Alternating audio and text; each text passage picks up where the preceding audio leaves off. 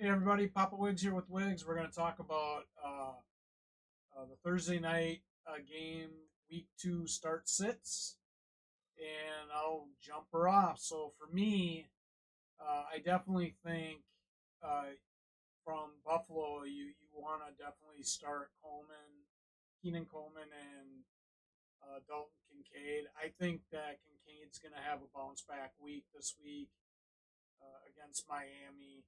I really do. I think he could have between 60 and 80 yards and a touchdown. I think Keenan Coleman is going to actually build off of his rookie debut last week. It wouldn't surprise me if he gets close to 100 yards. I'm going to say uh, uh, between 90 and 100 yards, and I think he can also have a touchdown as well. And then my other start is Jeff Wilson for the Dolphins. Wozart's actually been listed as out. Cheney's a game time decision, and he did practice on a very limited basis today. So I'm not suspecting that he's gonna play, but they still have him as a game time decision. So we'll have to wait and see. With that said, I think that Wilson's gonna get an opportunity to get a lot of reps out there as as either the primary back or secondary to Achani. And I think if Achani does play, he's going to probably play, or Etienne, if he does play, he'll probably play on a pitch count. At least that's what I feel. So, and Wilson's actually big, really involved in the passing game as well. So, I think Wilson could have, a combined, like 90 yards and possibly maybe a receiving touchdown. So that's my starts for Thursday night. Wiggs? Yeah, I'm in agreement there with Jeff Wilson and Dalton Kincaid. Actually, I think Jeff Wilson stepping into the Mozart role will be pretty good, and like you said, he does receive the ball quite a bit, even as the third running back in this offense already. So I'd expect him to have a pretty solid game. We'll give him about 80 yards here in this game, a possible touchdown, rushing or receiving.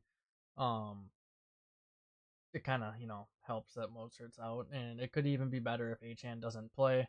Which will lead me into actually Jalen right here as well. If Achan does not play, I highly recommend taking a shot here with Jalen Wright as your flex if you don't have a solid flex already. I think this is a player after watching quite a few highlights because I know you were high on him when it came to our draft right away. And honestly, I started watching some clips because I like to do my research afterwards, as you know, and I do dig deep into it. This dude's kind of nuts. Like he's a speed freak and he's really agile, and I loved watching the clips that I saw, and I could totally see this being a breakout game here for him in his first debut. If Achan does not play, and that's a little bit of a hot take, I know here as a start, but it's all reliant there on Achan not playing, but I could totally see Wright doing exactly what Achan did last year, coming on in and just tearing up the field. I could totally see him going for a lot of yards here if he does get a chance to play here in this week. Um, and I think if he did perform pretty well, he could definitely fight for that third spot, if not second spot in that offense, because I think him and Achan could be a crazy duo at some point. Um, to talk about Kincaid, I just am shocked that he only had 11 yards receiving last week. I actually expected him to have a lot more. I think it was just really a fluky first week from the Buffalo offense. They showed sparks even with the not so great offensive play in that week 1, but I'm excited to see what they do. Josh Allen in his last 5 games, I actually just saw the stat line, has thrown for over 300 yards against the Dolphins each and every time.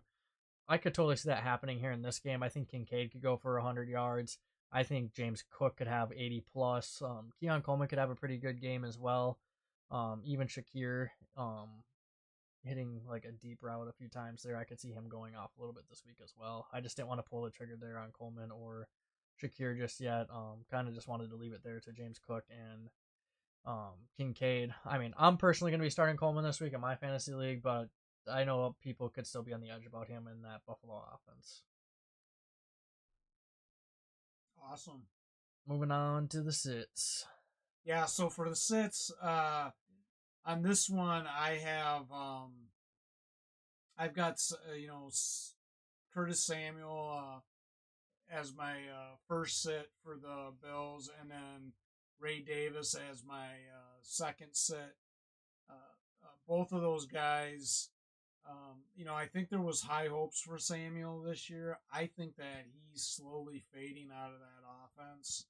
I really do. I think with the emergence of Keenan Coleman and then Shakir, solidifying his role, and then you've got what's his name, Matt Collins, stepping up a little bit. Not to mention the fact that Cook's been a big weapon in the passing game as well. I think Samuel here is really not going to have a great game at all and is only a start if you're desperate and have nobody else. Ray Davis, I put him on here too because I know that there was a talk about him getting or stealing some reps from James Cook. You didn't see it in the first game. I don't see it here. I think the only way Davis is going to be stealing reps at all is if for some reason Cook gets hurt. Again, this is someone else that I would definitely sit unless you have no other options. And then from the Dolphins, I put the John Smith here, their tight end. I think that there's just the tight ends in this offense haven't been really productive. I know Smith was productive for New England.